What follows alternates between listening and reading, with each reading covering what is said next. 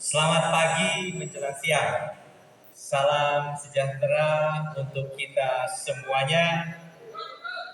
Yang kami hormati dari Kementerian Dalam Negeri, Bapak Direktur Jenderal Bina Pemerintahan Desa, Bapak Dr. Yusnarto Hontoyono. Selamat datang bersama dengan seluruh insan PPDI di Indonesia. Selamat datang di Pandaan. Beliau hadir beserta Ibu. Selamat datang Ibu yang juga aktif di PKK.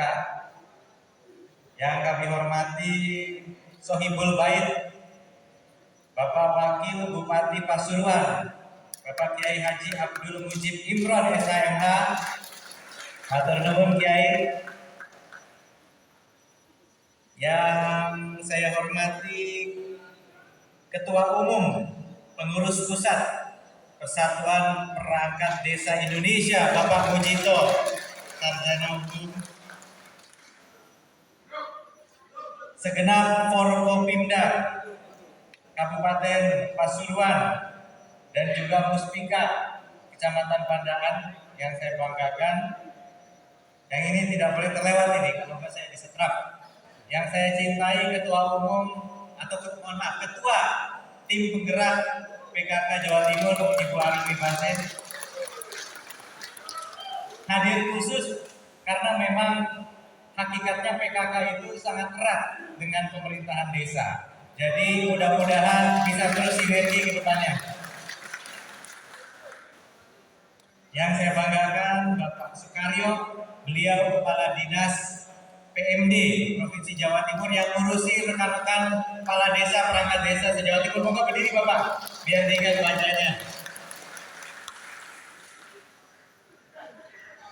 Dan tentunya tokoh-tokoh agama, para kiai yang tadi sudah membacakan, mengantarkan kita dengan doa untuk memulai acara. Dan yang paling penting, yang saya banggakan, pejuang garis terdepan pembangunan Indonesia yang kita yakini dibangun dari desa, seluruh keluarga besar PPDI di Indonesia. Selamat datang, selamat melaksanakan Munas PPDI, seluruh insan PPDI dari berbagai penjuru Indonesia. Kami di Jawa Timur merasa bangga sekali. Kita bersyukur kepada Allah Subhanahu wa Ta'ala, Tuhan Yang Maha Esa, atas berkat rahmatnya sehingga kita semua dalam keadaan sehat bisa melaksanakan sebuah pegelaran, sebuah kegiatan, sebuah momen yang sangat penting bagi pembangunan desa, yaitu Munas PPDI 2022. Salawat dan salam senantiasa tercurah kepada junjungan kita Nabi besar Muhammad Sallallahu Alaihi Wasallam. Semoga kita semua mendapatkan syafaatnya di yaumil kiamah nanti. Mohon maaf saya belum nyebut, tadi saya sudah perkenalan dengan Pak Hatta. Beliau pembina PPDI yang katanya sudah 10 tahun berjuang bersama dengan PPDI. Luar biasa. Ibu bapak sekalian yang saya banggakan, Pak Dirjen, Pak Ketum, Pak Sekjen, dan semuanya. Saya jadi teringat kalau bicara soal desa. Ingat apa? Saya ini dulu punya kesempatan berangkat ke Jepang, mengambil pendidikan S3, doktor. Saat itu saya memilih S3 saya tentang pembangunan desa. Pertanyaannya kenapa? Banyak topik yang bisa diteliti. Karena saya penasaran. Kalau orang bicara kemajuan, jarang orang bicara desa. Maaf, boleh jujur, betul nggak? Kalau ngomong kemajuan mesti kota. Nah saya ini seorang anak yang kebetulan ikut ayah tugas di daerah kota, tapi tiap tahun bahkan beberapa kali setahun mesti dibawa pulang ke kampung halaman di Kabupaten Trenggalek. Jadi bapak saya pengen mengingatkan kepada putranya, jangan lupa kamu ini deso. Ya. Nah, dari situlah ada rasa penasaran, gitu ya. Kenapa kok identik selalu, ya, desa dianggap bukan simbol kemajuan, bukan simbol kecerdasan, bukan bukan simbol dari kesejahteraan bahkan kadang-kadang. Nah, di situ kemudian saya bertekad bahwa saya ingin meneliti, karena kalau mau jadi dokter kan harus mengeluarkan teori baru. Saya ingin meneliti bagaimana caranya orang itu bisa tinggal di desa, tetapi tetap maju, sejahtera, dan cerdas. Itu cita-cita dulu. Dan itu saya lakukan waktu ngambil studi S3, itu sudah mungkin tahun 2003 saya nyusun rencananya 2004, jadi sudah 17 tahun yang lalu. Sudah lebih dari 1 dekade, bahkan hampir 2 dekade yang lalu. Lalu satu saat saya harus berhadapan dengan seorang guru besar dari Jepang. Ya, kalau di Jepang itu guru besarnya kalau sudah ini angker betul, ngeri.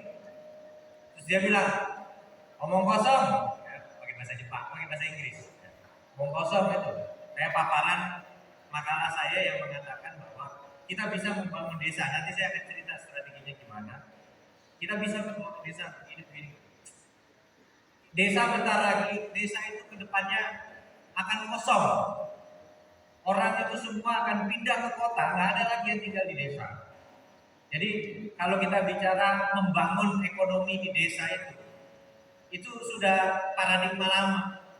Paradigma baru itu adalah siapkan kota untuk menampung orang pintar sebanyak-banyaknya, biar di desa nanti yang kerja robot semua.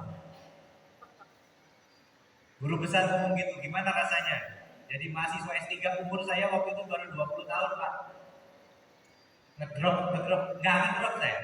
Karena saya percaya bahwa kita bisa buktikan dia salah, bahwa desa bisa menjadi bagian dari kemajuan di dunia ini. Jadi saya nekat, saya lanjut, nggak ganti judul saya, tetap aku yakin. Saya cari buktinya, ya. Lalu kita bikin satu penelitian. Penelitiannya apa sih yang saya lihat? Kenapa anak desa cita-citanya sukses di kota? Betul nggak?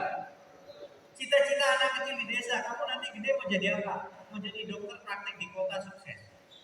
Gimana? Ternyata setelah diteliti, karena dari SD buku tulis ya, kemudian apa ya, materi yang diajarkan sedini mungkin memberikan contoh bahwa kalau kamu pinter, kerjamu di kota. Jadi sudah salah orientasinya dari awal. Nah pertanyaannya, apakah orang di desa berhak mendapatkan fasilitas yang baik? Berhak atau tidak? Berhak. Mereka pengen berobat, baik. Mau layanan keuangan, baik. Kadang-kadang mau jalan-jalan, rekreasi juga perlu ada. Kadang-kadang mereka perlu kebutuhan sehari-hari. Inilah yang kemudian kami teliti, ternyata kita mengembangkan konsep kota kecamatan. Apa maksudnya? Minimal di setiap kecamatan ada satu tempat yang tidak jauh dari desa-desa. Kemudian di kecamatan itu kita bangun. Itulah sebabnya saya jadi merasa nostalgia kedua saya, yaitu saat menjadi bupati. Saya meninggalkan, ini salah satu yang menjadi tanda kutip terdampak, jangan disebut korban ya. Tapi istri saya ini harus membuktikan kesetiaannya dengan ikut saya pulang kampung, ikut pilkada yang belum tentu menang, mundur dari jabatan yang sudah sangat stabil di Jakarta. Tapi ternyata di sanalah kami bisa kemudian merasakan betul yang namanya kehidupan desa. Dan beda betul Pak, termasuk ngidamnya. Istri saya ya tiap hari itu hamil anak saya kedua makannya pecel. Akhirnya anak saya ini yang laki yang senengnya juga makannya pecel. Iya, alhamdulillah ya. Tapi apa? Begitu terasanya suasana desa yang guyup ya. Di desa itu 1+1 bukan jadi 2, bisa jadi 4, bisa jadi 8. Kenapa? Begitu kita bilang, Pak, kita mau bangun jalan, apa yang terjadi? Udah, tambahin aja Pak aspalnya. Nanti ongkos makannya tukangnya biar saya aja yang masakin polo pedem. Betul nggak? Pak, tanah tuh gawean Pak, silakan Pak dipakai. Ini hanya bisa terjadi kalau kita membangun di desa. Luar biasa. Jadi pada saat saya di Trenggalek, akhirnya saya berkomitmen. Kita dapat anggaran ibu bapak-bapak sekalian. anggaran untuk membangun alun-alun miliaran, lumayan, anggaran miliaran gede. Ya. Lalu saya punya pilihan, percantik alun-alun di depan pendopo saya, atau mewujudkan impian saya tahun 2004. Bagaimana desa itu bisa dekat dengan kelayakan hidup yang mirip dengan di kota, nggak takut gitu, nggak jauh. Akhirnya saya putuskan dana itu bukan saya taruh di alun-alun, tapi saya ingin kembangkan taman balai kota kecamatan di salah satu kecamatan di Trenggalek, namanya Kecamatan Panggul. Puskesmas yang ada di sana kita bangun menjadi rumah sakit tipe D. Supaya apa? Supaya masyarakat desa tidak harus selalu jauh ke ibu kota kabupaten untuk mengakses layanan kesehatan yang baik. Kita nggak mungkin bisa bangun rumah sakit di setiap desa, nggak mungkin. Itu kalau ada yang janji gitu jangan percaya. Tapi minimal untuk orang desa dengan jarak yang dekat dia bisa segera mengakses layanan yang baik. Alhamdulillah hari ini dapat dibuktikan bahwa komitmen itu tidak berbuah penyesalan, tapi berbuah tentunya rasa bangga bahwa masyarakat desa sudah membuktikan kota kecamatan tersebut yang berada di Kecamatan Panggul hari ini justru menjadi salah satu pusat ekonomi unggulan yang berada di pesisir selatan Jawa Timur. Artinya kata kuncinya apa? Ini yang kedua nostalgia saya adalah bahwa pengalaman menjadi bupati dan kemudian mencoba merubah paradigmanya dari pemusatan menjadi desentralisasi, membangun pusat di desa, itu semakin membuat saya yakin bahwa masa depan kita insya Allah ada di desa. Nah yang ketiga, yang tidak kalah penting, kita bicara di Jawa Timur. Menurut data saya ini total kami punya 81.633 perangkat desa di Jawa Timur. Saya nggak bisa bicara daerah lain. Nanti masalah Indonesia Pak Dirjen yang menyampaikan. Ya. Tapi dari 81.633 kita banyak berdiskusi. Ya, kita banyak berdiskusi bagaimana pengembangan desa. Saya orang yang senang belak-belakan. Tiap kali ada masalah, ya, mesti urusannya dengan kepala desa. Betul nggak? Tapi saya yakin kalau desa menjadi percontohan bagaimana kita bisa membangun dengan semangat gotong royong 1 tambah 1 jadi 4 jadi 8. Masa kepala desa sama perangkat desa nggak bisa guyup? Bisa nggak? Saya pengen dengar suara yang lebih keras. Apakah kepala desa dan perangkat desa bisa guyup, rukun, dan kompak? Bisa. Tepuk tangan untuk kepala desa dan perangkat desa. Apa tugas kami sebagai pemerintah provinsi, Pak Wagub sebagai pemerintah kabupaten, dan Pak Dirjen sebagai pembina kita dan Kementerian Dalam Negeri? Kita menjadi fasilitator. Kadangkala dalam suatu hubungan ada kalanya komunikasi ini bermasalah, betul? Kadangkala ada masalah-masalah masa lalu yang belum bisa move on. Ya. Saya tidak mau deskripsikan lebih detail, tapi kami ya tentunya punya tanggung jawab. Semakin ke atas satu pemerintahan, semakin berjarak kita dari masalah-masalah irisan lokal, betul? Kadang-kadang Pak Wagub mungkin dekat dengan tokoh di situ yang punya personal issue, maka Pak Wagub silakan komunikasi ke kami. Pak, tolong dimediasi. Saya terlalu akrab dengan ini. Kami tolong di backup. Karena apa? Karena keputusan yang diambil ini dilematis. Karena kita ingin pastikan sama. Saya akan bicara.